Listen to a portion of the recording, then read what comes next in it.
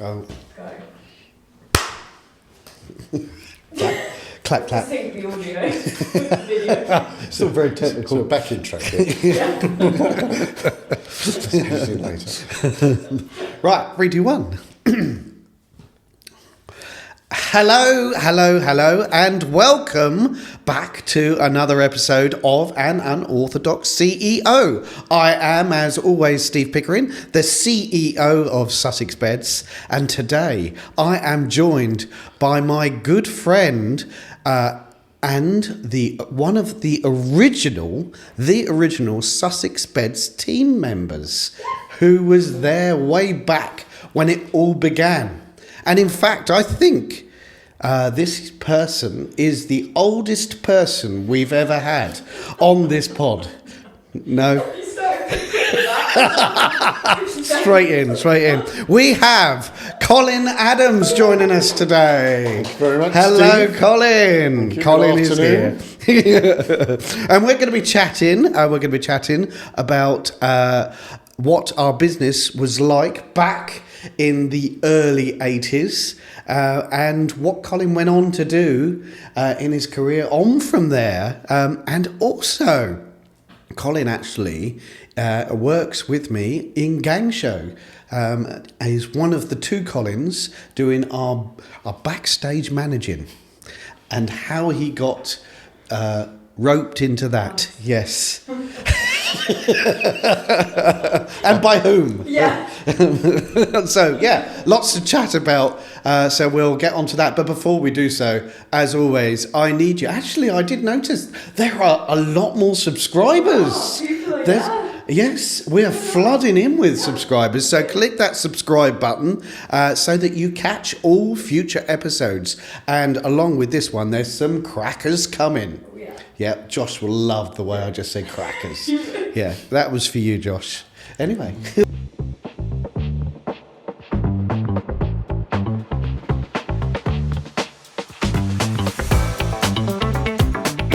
Let's start chatting. Colin.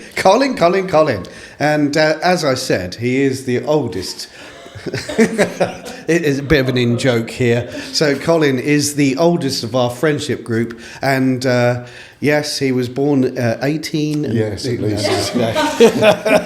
It feels like it. It does. So, Colin, we've got you in. I think everyone wants to know, yeah? Well, no, I suppose we need to start further back than that, don't we? How did we meet, Colin? So, we met because I was involved in Scouts back in the day. Yeah. And when you were in Scouts, once you got older, you started naturally working with the cub groups because they asked you to help, which we did. Yeah. And there was a really large group at the first Hastings. And Woo woo. up to the first Hastings. And your dad and various others, there was about we had about 35 cubs, so it was huge. I mean, and that takes a lot of looking after. So I joined as an assistant with your dad, and that's so you were actually A cubs. So in effect, So there he Colin was my cub master. Love that. Yeah. Makes it sound as this huge age gap. And there isn't actually. No, there isn't. There isn't. But that You were the oldest cub at 23. I was. So yeah, well, I was a cub. Was I a good cub? Yes. Yeah, I'll take Very that. good. I'll take that. Yes, you were very, very good. Yeah. Helps if you've got your parent there as a It does. leader, though. It doesn't does. But you were very good. Yeah, it was good. It was good fun times, and they were well organised. I mean, your dad obviously used to have a comma van, and when we went out to Fairlight in the evening, everybody bundled in the back. Yeah, that wouldn't happen 25 now. cubs, different times. Yes. Different times. Very different times. But we had good fun. We never lost anybody that I'm aware of. No. Just come to light. So it was all good. fine. And so fun. that's how we met, and Yeah. that's effectively how I got to know John. The family, yeah. And that's how I got to know the family. Yeah. And so the big question is so this is back in early 80s? Yes. Early 80s. So how did you end up working and starting with the founding team of Sussex Beds? As is all of these things, not by planning. I'm sure there was a big, long interview process. There was online. It was very specific. I'd been working for about 3 or 4 years as an aluminium fabricator, making aluminium windows in a factory. And of course, you go in at 8 o'clock in the morning, it's dark, and you come out at 5 o'clock at night, it's dark. And although I enjoyed doing it, because I like doing that sort of thing, it was dead boring. And I must have been talking to your dad, and he'd said, "How are you doing?" And I said, "No, not really enjoying it." And we had a very in-depth interview where he said, "Well, come and work for me, mush." And pretty much that's how it happened. Yeah. And obviously, because I knew your dad and I knew he had a furniture business, and it was expanding at that time from what was a very traditional old furniture shop, which had been going for probably the best part of 100 years, over a long time. It began and he just started going into the beds, and it was growing, and he had a carpet business, and I said, "Yeah, that sounds fun. Let's go and do that." And it was good. It was early days. It was completely different, nothing like I'd ever done before. But it was nice to see a fledgling company just starting out, finding its feet. So you hadn't done sales? No, I'd never done sales. It isn't something I even really thought about, because if you think about sales, it's a very sort of specific. But people are people, and if you can talk to people, which you can. Apparently so. I have observed it many times. I have known to talk to very random strangers. He does. He's very good at that. I'm quite happily striking up conversations with random people. But He's it's not fun. lying. He's not lying. No, I'm not. My poor wife shrinks away when I do it. Shirley, you'll agree with this, I'm sure. Yeah. But it is one of those things that I just like talking to people. So it's a natural thing. And I didn't start doing sales. I was working on the vans and helping out. And at that time was when Wendy, was one of the first people in the Hastings. But she was expecting her first baby. So I think that was all about to change. And yes, I joined, and we had some interesting... So you didn't start on the sales floor, you started... I did a little bit of everything. I can't remember how long, but it was probably 6 months. I was here and there helping out, did a bit of delivering with Den and Prince. And that's my granddad. That was... that was... He think an older version of John, and and you're there. I mean, they are all very similar. Having known all three of them, they are pretty similar in many, many ways. But it was good, and it was a nice feeling. It was and of course it was locally in the town. It was exciting, new. Because bed shops weren't really a thing in the 80s. It was more general furnishers. No, I think so. This was really quite new and fresh. Yeah, I don't know ever why he... I mean, the furniture shop was a very traditional chairs and tables, armchairs, fireside chairs, that type of thing. But yes, to progress into beds was nothing existed really. And it really took off from day one. Do you remember it being really busy? It was always... because in those days we used to work on a Saturday, but always we did either a half day or didn't work on a Wednesday. No. And it was still in those days. This was a thing. There was no Sunday trading. No Sunday trading. You worked on a Saturday, but generally you had a day. Wednesdays was Wednesday a half shop day that a lot of people closed. So I really am old, aren't I? You said, see, I didn't. I wasn't going to go there this time.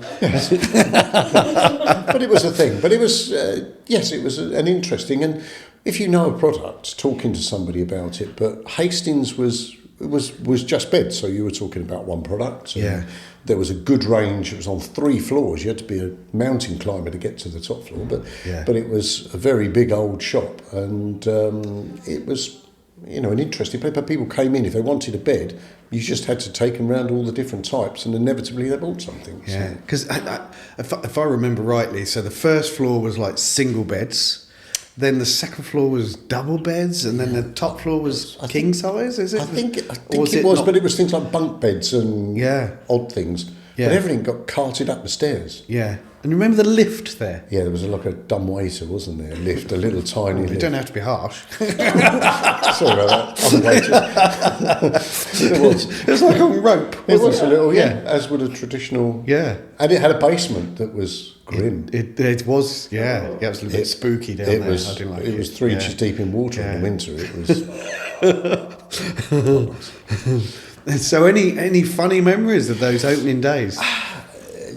I think, there was a good crowd because the people that worked in the shop, there was a couple of people, when I worked there, I worked all the time, but there were other people dipping in and out, and so there was lots of funny things going on in the shops. People react very oddly to buying beds. Yeah. And you'd have somebody come up, and some people just push the bed and they're a bit, I think I'm, and you say, well, lay on it, because if you lay on it, you can find, and people some people are very nervous about doing that, so you walk away and let them try them. But I've had people, so a lady stood at the end of one. I said, well, lay on it. And she literally dived on it like she was going into a swimming pool. Yeah. It's no different these days. I think people still. You've got to work that, and it's a good way of working out how people tick, because talking to people, whether you just show them and then say, look, let me leave you to it, then you can hear all the laughing going on from the rest of the store, because it's a very odd thing to go into a shop and lay on a bed.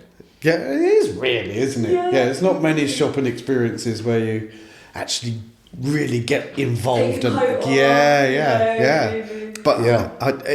it is a must. It is a must. Yeah, it's important. And then obviously as the business grew, John then decided he was going to open up another shop in Bexhill. So. Bexhill. So you was involved in the opening of that one? That one we set out. It was a I can't remember, it was a charity shop or something before, but it got cleared out. Yeah. And we went in there and laid it out. And that was very different because Bexhill, there was a very elderly population in Bexhill, so it sold a lot of single beds and it sold a lot of fireside chairs and fold-up beds. It was very different. Yeah.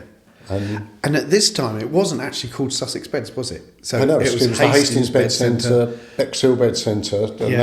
You know, obviously every time you opened a new one, it was a different town. Yeah. And then, so the little, I'm going to say Little Bexhill.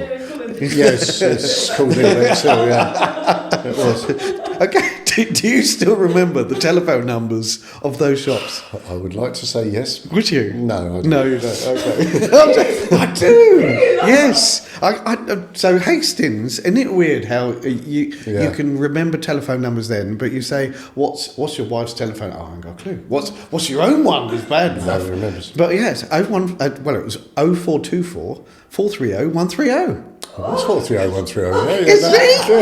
Me now, yeah. It's crazy. It is crazy. And in fact, so from there, we had the two shops, and then there was the third that opened. And I think you had... same thing.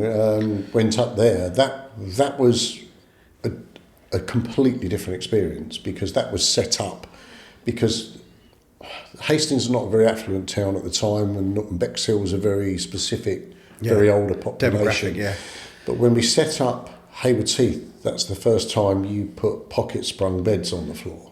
Ooh. And they all went on the floor, and there was, it's very difficult to explain now, but the average cost of a double bed, I remember being £429 was a moonbeam, or something like that. I love the way you know the name. And who was that made by? Silent Night. It was Silent Night moonbeam. It was, and it was blue. It was Anyway, so you had this... they were quite leery colours. Oh, they were very bright. Yeah. It's not like today, is it? Shades. Yeah. But the difference was they put beds on the floor which were thousands of pounds, and it was set up, and you thought, well, you're probably never going to sell any of these. And I think on the day we opened, we sold about 6. Yeah. And it was just shock, really, because it was a completely different type of clientele. Yeah. And I think that was probably the game changer that then changed every other shop, because it actually gave me the impetus to raise the levels of what you sold. So do you remember the thought process behind that. So Hastings, which would have been, very... I don't. It wasn't geared up to the town. It was just what it was. I Yeah. think that was what people came in and bought. Yes. But if you sell any range of product, you have to have something that's way out there in order to make the other things seem more affordable. And that's how it works. And it was, people were just, I have one of those then. And we've got to remember, there was no computers at this time. Oh, no. No. Everything was paper and pens. Yeah, it was. You'd phone up and say, have you got one of those? Or you'd have a stock list. So you'd know how many we had. Yeah. But there wasn't that many people, so it was easy to control. But and payments, of course, were Visa cards with a little rolling machine. That Yeah. It was probably unrecognisable today. You couldn't run a business of your size on paper and pens. No, Visa machines. And then do you remember getting a fax machine? Because that was about that. Oh, yes, they do. Yes, yeah. See, Vic doesn't even know what. I know. We were talking about it, weren't we? Yeah, we had a fax machine at where I'm working now. You still ago. got one? No. No. It went. The line we used but the cards still had the fax number on them because. But just because that's the line that was used for it. Yeah. I can't remember the last time anybody got a fax. No. I miss I it. kind of want to send one. They'll probably return like vinyl records. This is true. Maybe. So at some point, everyone's going to want one. And so Haywards Heath opened. I think that was 1986.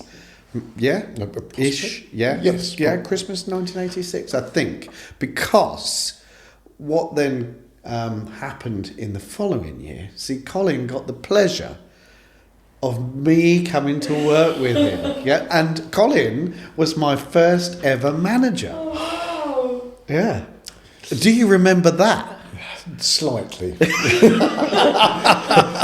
So I only done Saturdays. Yes. Because I was still at school, you see. Yeah. I was still at school. But it was good. It was very odd in Haywards Heath. The other strange thing about Haywards Heath is it used to be a big co-op store or something before it was divided up into shops. Yeah. And I was sat at the desk one day and a little old lady came up the shop with a Zimmer frame and she walked all the way up to the desk and she said, "Do you know where the deli counter is?"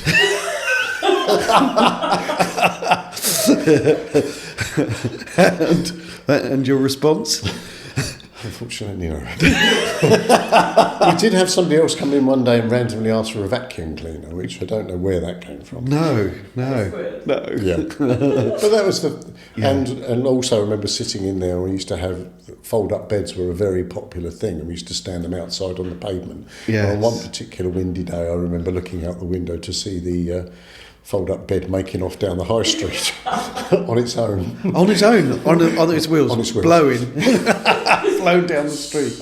Down the road. But they were good times, and it was a nice shop. I mean, that was a purposely fitted out shop, wasn't it? It is. Yeah. And in fact, actually, it's the last of the original shops we still have today. So if you live in Haywards Heath, you can pop into that shop at any time and still see. Although it's doubled the size because they took over the shop next door. Originally, it was only half the size. Yes. I think that when did that get expanded? 2010ish or something around those. It was a little shop next. Well, there were 4 shops there. Yes, it was. Yeah, so we only had one, didn't we? But it was a great shop. It was a good shop. People came in, regular footfall. Yeah. It was in a very good location. Yeah. And you started to then realise that locations are very important because there was a lot of footfall even during the day because it was very close to the town centre. Yeah, it actually worked quite well. So. Yeah. Is there any funny moments you remember from those early days? I do remember a particularly funny moment. Yes. Dave Potter. Yes. You remember with me and David, we got on very well. Yes. A lady came in, and at one time he used to sell underbed storage units, and underbed storage units were like a little, basically a rolling box with wheels. Yeah. And the lady was asking him, well, I'd like a roll. And he looked her straight in the eye and he said, well, how big is the gap between your legs? At which point I went and stood in the wardrobe. What he was referring to was the gap between the legs so he could Of the bed. of the bed, because the bed was on legs. Yes. And of course there was always the fun when somebody was bored and they decided they would sit in a wardrobe, and then customers would come in and they couldn't get out and they'd be stuck in there. I don't know who would do such a Who would silly do that? thing.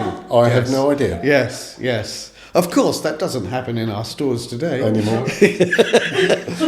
But yes, they Perhaps I could bring that up on your appraisal. Yeah, maybe. And you were then involved in the next store, was it? I did, Eastbourne. yes, Eastbourne. Yeah. Eastbourne opened, and that was a huge shop. Yes. But Eastbourne opened, and after that had been opened, probably a year, not even that long, that John then decided, because he had an opportunity to take over a little sports, That's right. which he did on the side of it. Which it was because there was a shop in Hastings closing, and he bought all the stock, and we had a go at it, but it wasn't overly successful because you're trying to compete with the big national sports stores and things like that. So that's the entrepreneurial dad. That is. it is. Yeah, let's have a fair go. play. He had a go. We did I it. forgot you was involved in that as well, wasn't all you? sports. It was Yeah. It literally was a traditional. Yeah, so we had a bed shop one side, and then we had a sports shop. Yeah, the because other. it was a like sort of double an unit odd shop. wing of the shop which Yeah. didn't really get used. Yeah, It was, yeah. So we did that, and Yeah. Oh my goodness. So we were like the original JD Sports. No, not really. we probably were. But we weren't that cool. So that was another thing that was tried, but it didn't really work in fairness. And And it was probably just about that time I left at that point. to move on to other things. I went back to doing my hotel. I wanted to go up the road repping, and I went for a commercial aluminium company, and pretty much the industry I've been in ever since. So. Yeah. So what does that involve? Yeah. Well, at that time it was selling direct to architects and specifiers, but then the window industry, I went to work for a big manufacturer and ended up working for one of their customers, who the guy I work for.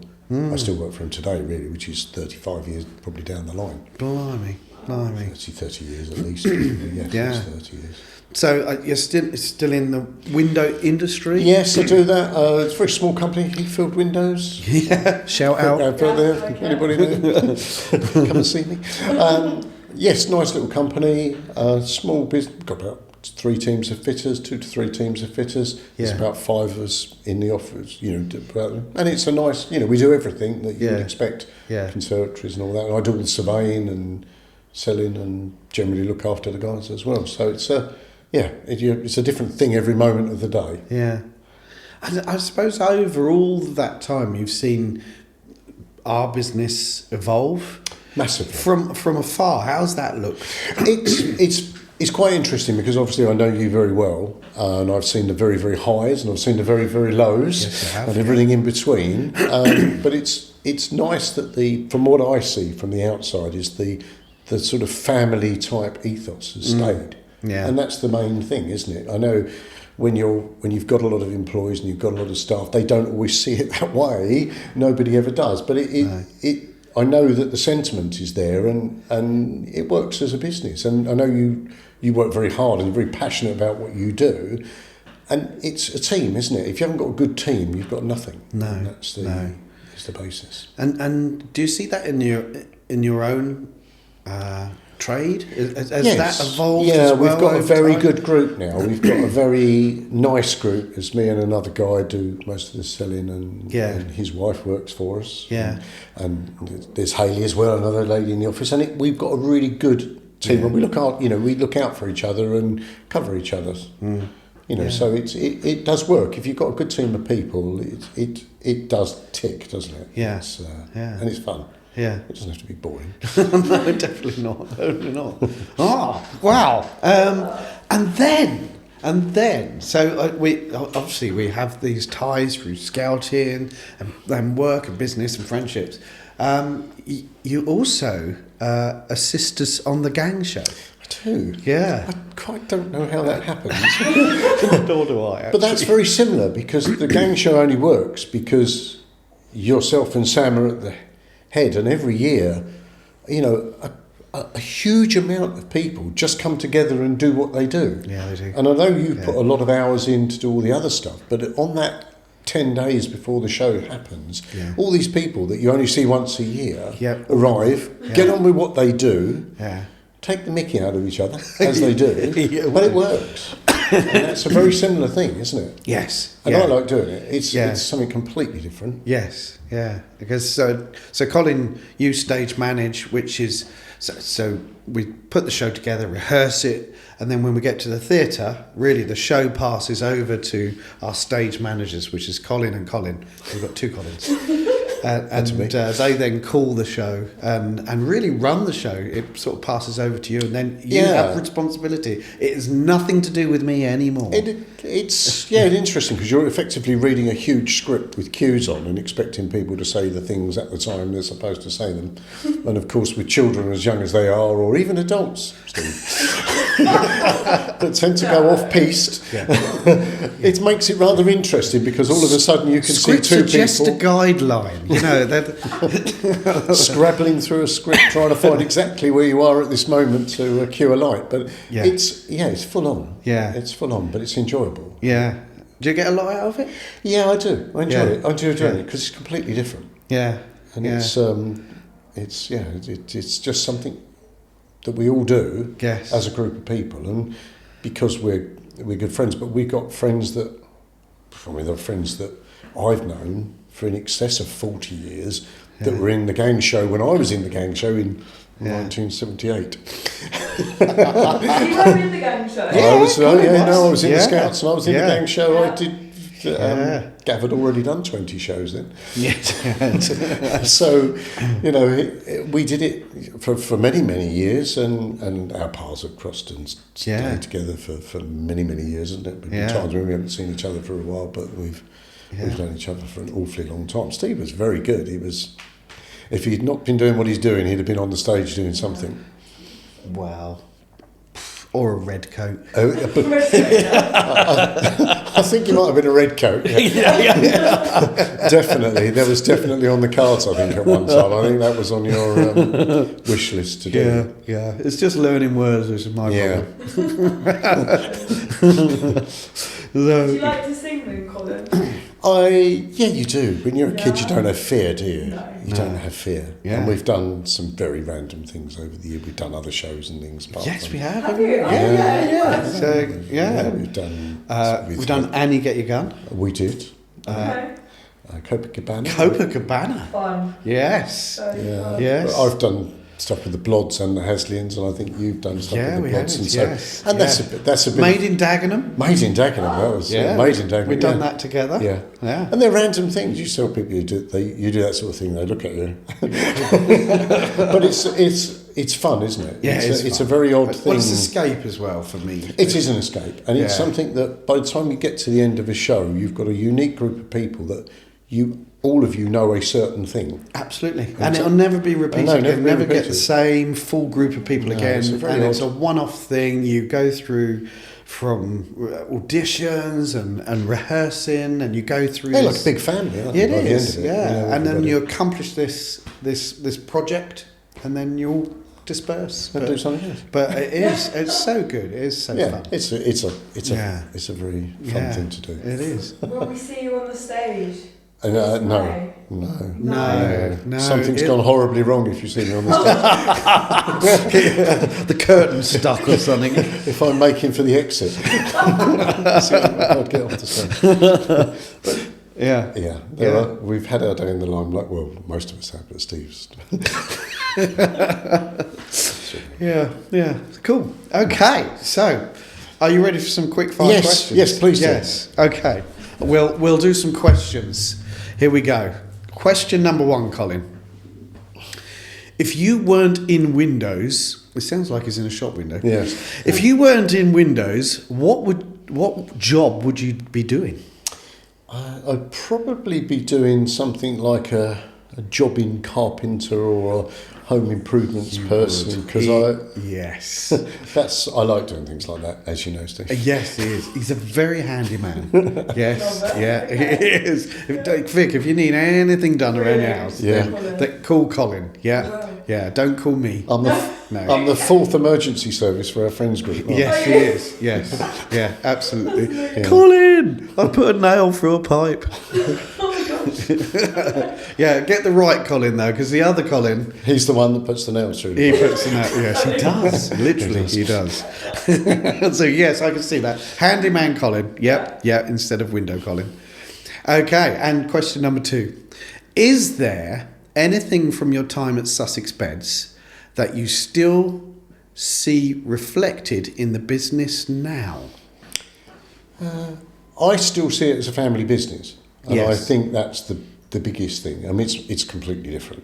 Yeah. But I still see it as predominantly as a family business because there are lots of you who work in it. Yes. But you all treat everybody else like family, so... Yes, and that's the same that's as the what same. it was. You don't think that's changed since the family days? John was as easygoing as you are, and Yeah. Do you think that's the heart of the success? Where do you think the success comes It from? probably is. Yes, I think it probably is because you care, because you're not a multinational conglomerate. So the person you work for is the person you work for. Yeah, And there's a lot to be said for that. And there's no real hierarchy. It's just Oh, cool. Yeah. Okay. Question number 3: if you could choose a holiday destination you have visited to live, which would it be? And I know for one, it wouldn't be Turkey. Strangely, no. That's for another episode. Sorrento. Wow, yes. Because it's beautiful, scenic. What's not to like about Italian food? Yeah. Actually, I see. I was on that holiday in Sorrento, and I must admit, You haven't mentioned the fact you came on my honeymoon with me, have you, Steve? no, this is true. Yes, yeah. I did go on Colin's honeymoon. That's definitely for another day. No, explain, Colin. There's no other days. Let's Very get straight briefly, into it. we got married in lockdown, and there were very few places you could go to. But Malta was one of the places that opened up very, very early. Yeah. And because nobody had been on holiday for such a long time, and we generally go with Steve and Peter and Lee and Sarah.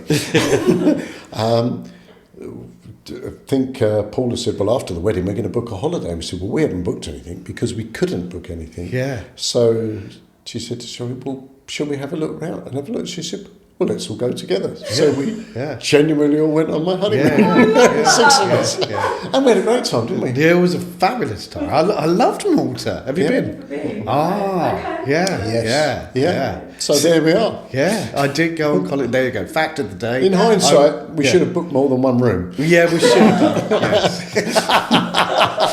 We should have done. But Sorrento is Sorrento's beautiful. I mean, the view, the views, and I like old ruins and relics, as you know. Well, we visited Pompeii, said I lived there. It's busier than this one on last week. Oh, wow. Yeah, no, I agree with that one. Yeah. So, here we go. Another question. Here we go. Number 1, 2, 3. Fourth question. Fourth question is Manchester United or Brighton and Hove Albion? This is a very cruel question. I know. So for everybody's benefit, when I was a child, I grew up in London, and of course everybody supported every London club in the world. And so I decided that I wasn't going to support any of those. I would support Manchester United, and at that time, they were rubbish.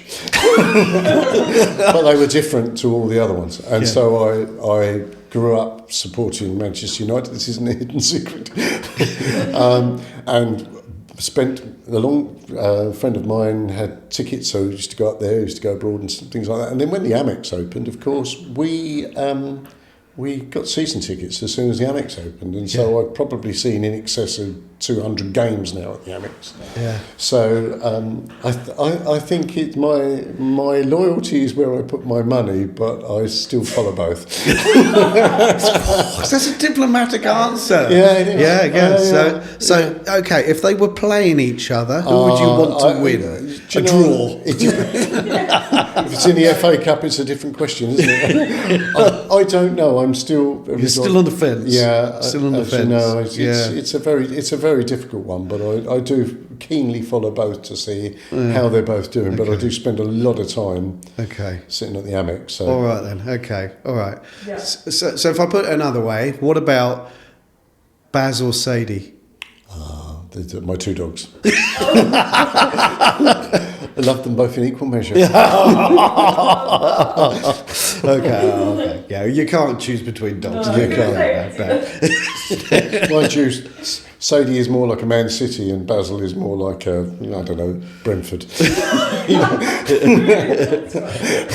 Baz is from Gran Canaria. He's isn't he? Spanish, yes. Yeah, he's Spanish dog. Yeah. And he's particularly laid back. He is very laid back. I can't believe we got onto dogs. Okay. Fifth and final question. You'll be glad to know. What bed are you currently sleeping on? That's a really good question, to which I don't actually... It's a very nice one. A very nice one. A very, very nice one. Is it a Sussex bed? Oh, definitely. Definitely. All of the beds in my house are Sussex beds. The exact name of it, I don't know, but it is... We should have researched that before we asked that. What if someone says, "Oh, yeah, I'm on a dreams bed"? Yeah. Oh my God. No. Both of the beds in my house, I have to say, are very nice Sussex beds. Wonderful. That's all we need to know. Yeah. That's fabulous. Wow, Colin. Unless you have any other funny things that happened on the way to the forum, then... But not for this episode. No. Do they do an outtakes version? Base one, yeah. Very good friend in womb. I'm not responding. He's not going there. Okay, so that's the end of our podcast for this week. Hasn't that gone quick? Yeah. We have had lots of fun. Thank you very much. So next week, we are going to be joined by another friend, but actually is the wife of one of our team members, Lee. Sarah Southerden is coming in to chat to us, and she is in the finance industry and going to talk about how she has worked her way up in finance. So it's going to be very interesting, very different from going through beds. So we'll be looking forward to speaking about that. Plus, she'll be giving us insights onto what it's like looking at Sussex Beds as a partner looking inside at the business from the outside. Did that make sense? Yeah. I'm good. So, Sarah's coming in next week, so make sure you tune in. That's a wrap for today. Don't forget, new episodes drop every single Wednesday, apart from a couple of weeks ago where we missed one. But other than that, they're every single Wednesday, so don't forget to tune in. And if you want more unfiltered business talk, you can call me. You can find me on Instagram, YouTube, and LinkedIn at An Unorthodox CEO. There we go. I got it out. Nearly got the hang of it. I really have. We've only done it 40 times, and I still struggle to say it. So if you're listening in the morning, good morning, and welcome to another Unorthodox podcast. If you're riding your horse while you're listening to us, then trot carefully. And if you're mowing the grass, I don't think you'll be mowing the grass because it's just been rain.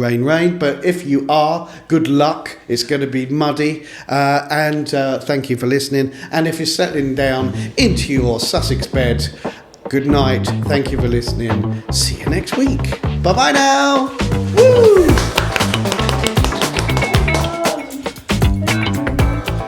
It's all right. It's all right.